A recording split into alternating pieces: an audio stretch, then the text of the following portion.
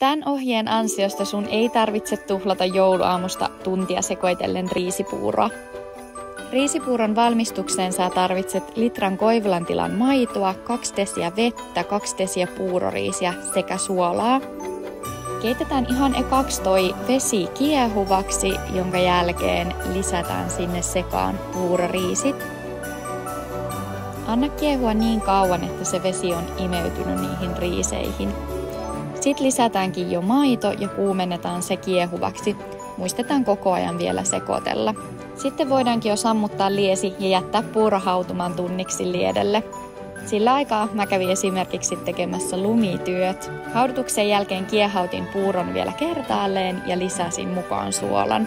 Sitten kylkeen omat lempparit eli kaneli ja voi ja sitten päästiinkin jo maistelemaan ja nauttii rauhallisesta jouluaamusta.